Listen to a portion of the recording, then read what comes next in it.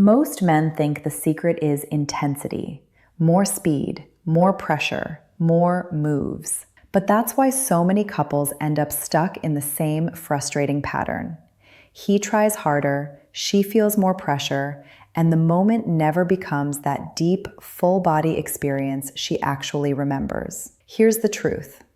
If you go straight to the obvious areas too early, you're not missing effort.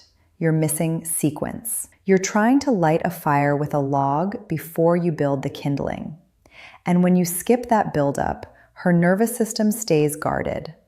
Not because she doesn't want you, because her body hasn't been invited to arrive yet. In this video, I'm going to show you 7 zones most men either ignore or rush through. And then I'll give you a simple step-by-step roadmap that builds desire the way it actually works for many women. Slowly, layered, predictable enough to feel safe, but varied enough to feel exciting. And stay to the end, because the biggest mistake isn't not knowing the zones. It's what men do right when it starts working. I'll show you the one habit that instantly kills momentum and how to fix it tonight. Quick disclaimer, this is relationship and intimacy education, not medical advice. Every partner is different. Everything should be based on enthusiastic consent and comfort. If something doesn't feel good, you slow down, adjust, or stop. Real confidence is being able to listen without ego. Now let's talk about the real reason this works. A lot of men experience desire like a spark. It can switch on fast. For many women, desire often builds in response to the right conditions. That means the mood, the connection, the safety, and the pacing can matter just as much as touch itself. If you've ever thought, why does it take her longer? You're asking the wrong question. The better question is, what helps her feel safe enough to fully let go? Because for many women, pleasure is not just physical. It's a nervous system experience. Think of arousal like driving a car with 2 pedals, the gas and the brakes. The gas is what turns her on. The brakes are what shut things down. Stress, body insecurity, feeling rushed, feeling like she has to perform, unresolved conflict, distraction, fear that her signals won't be respected. Here's the key. If the brakes are on, pressing the gas harder doesn't help.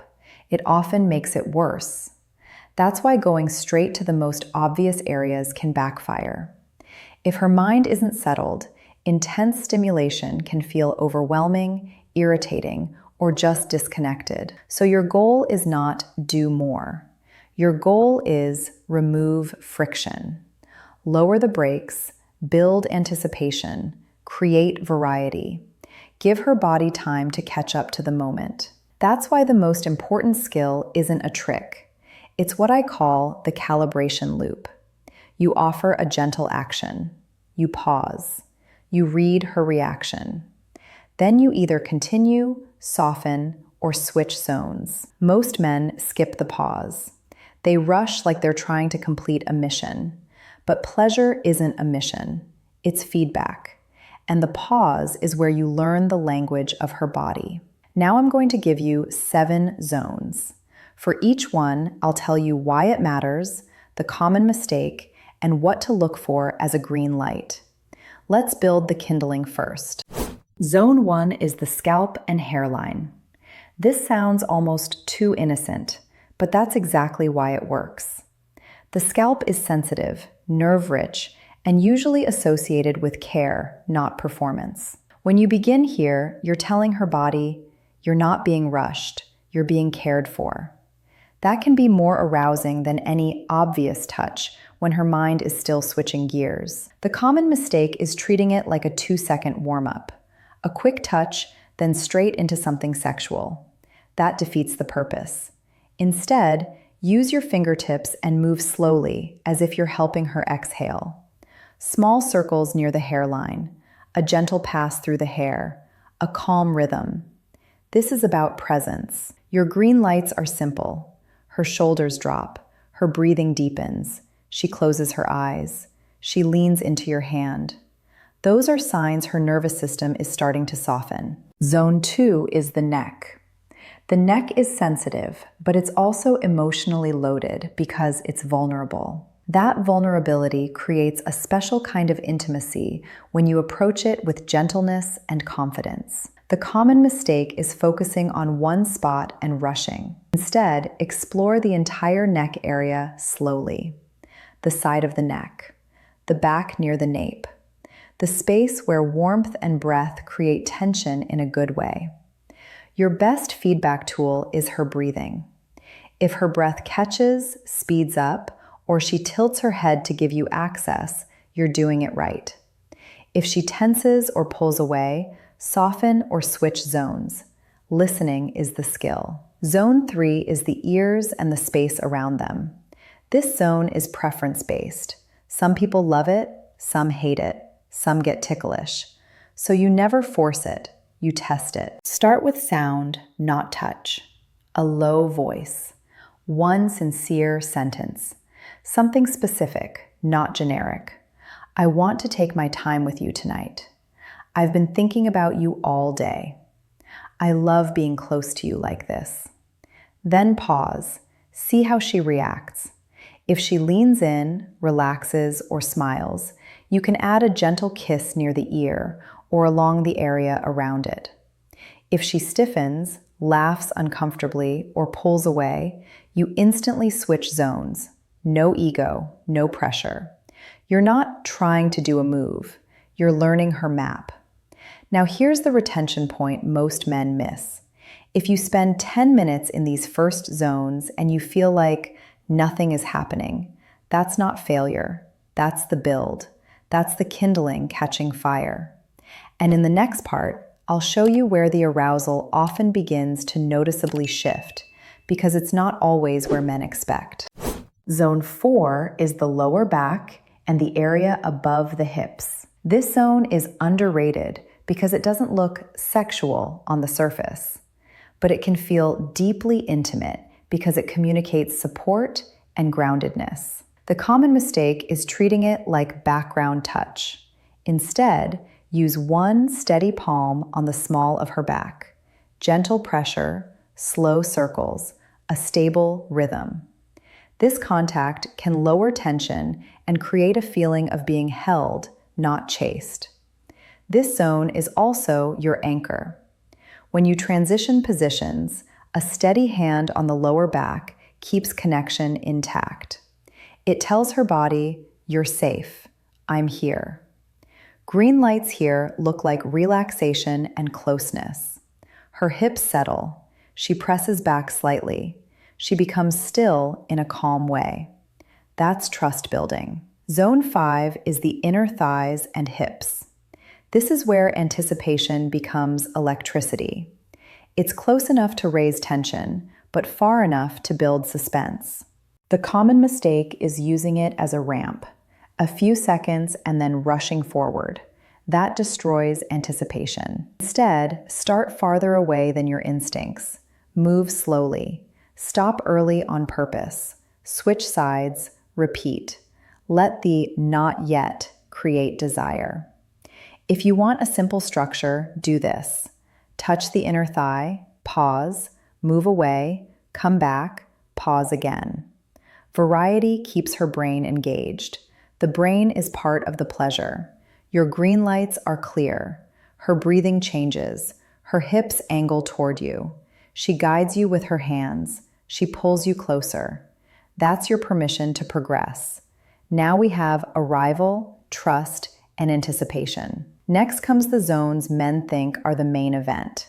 But the way you approach them determines everything. In the next part, I'll show you how to handle the last two zones with the one rule that separates good from unforgettable. Zone 6 is breasts and nipples.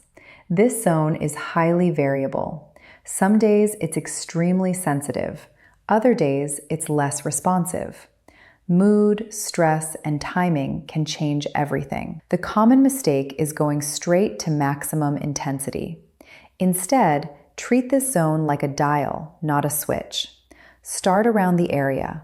Light contact, slow pace. Watch her micro reactions. how she breathes, how her body relaxes or arches. Then gradually adjust only if she's clearly enjoying it. If she likes gentle touch, stay gentle. If she wants more, she'll show you or tell you. Real skill is matching her sensitivity tonight, not repeating what worked last time. Zone 7 is the clitoral and external pleasure area. This is where many men rush too early and overdo it. But here's what changes everything. When you arrive here after a real buildup, you often need less intensity to create a bigger response. Because her whole system is already engaged. That's the point of the earlier zones. Start slow. Focus on comfort. Use a steady rhythm rather than constant switching. And here is the rule that makes or breaks the moment. If she responds well, don't suddenly change everything. A lot of men do this. They feel her reaction increase and they think, it's working. So they speed up, change pressure, change rhythm, switch angles, and the momentum collapses. Consistency is what allows her body to build. If you want to sound confident without being awkward, try this line softly. Tell me if you want me to keep it exactly like this. That creates consent and keeps the rhythm stable. And here's the advanced move that creates the full body effect. Layer zones. While you stay steady in the most sensitive area, bring back the anchor. A supportive hand on her lower back, a kiss on the neck, gentle touch in a zone she already loved earlier. That layering gives her nervous system multiple pathways to pleasure at once, and it often turns a localized sensation into something more whole body. Now let's turn this into a simple roadmap you can follow. Step 0 is the environment. Comfort matters. Put phones away. Make the room calm. Then ask one simple question that lowers pressure. Do you want something slow and relaxing or more playful tonight? That gives her choice, and choice lowers the brakes. Step 1 is scalp and neck for 6 to 10 minutes. Start with the scalp, then blend into the neck. Pause often. Watch for shoulders dropping and deeper breathing. You're building arrival. Step 2 is ears only if she likes it for 2 to 4 minutes. Use one sincere sentence, then a gentle kiss near the ear if she leans in. If not, skip it. You're not performing, you're calibrating. Step 3 is lower back for 3 to 5 minutes. One steady palm, gentle pressure. This becomes your anchor throughout. Step 4 is inner thighs for 7 to 10 minutes. Slow. Pause. Switch sides. Stop short on purpose. Let anticipation build. Let her guide you if she wants more. Step 5 is breasts for 4 to 7 minutes. Start around. Gradually increase only if she's enjoying it. Alternate zones for variety. Inner thigh, then breasts, then back to inner thigh. Unpredictability keeps the brain engaged. Step 6 is the most sensitive zone with a slow arrival. Focus on comfort and steady rhythm. Then layer. Keep the lower back anchor. Add neck kisses. Bring back what worked earlier. That's how you build intensity without rushing. Afterward, don't end abruptly. Soften gradually. Hold her. Gentle touch. Calm presence. That landing is part of why the experience feels safe and memorable. Now, if something doesn't work, here's how you fix it without killing the mood. If she seems distracted, return to scalp and lower back. Reduce intensity. Make it relaxing again. If she seems ticklish, use steadier contact instead of light feather touch. If she seems tense, pause completely. Hold her. Breathe together for a few seconds. Then restart from the most non-sexual zone. If she says not tonight, respect it. Trust is the foundation of everything. Pressure destroys it. So here's the real secret. Full body pleasure isn't about touching more places. It's about creating a sequence that helps her nervous system feel safe enough to let go. That's why patience beats intensity, attention beats performance, and consistency beats randomness. Tonight, try the roadmap.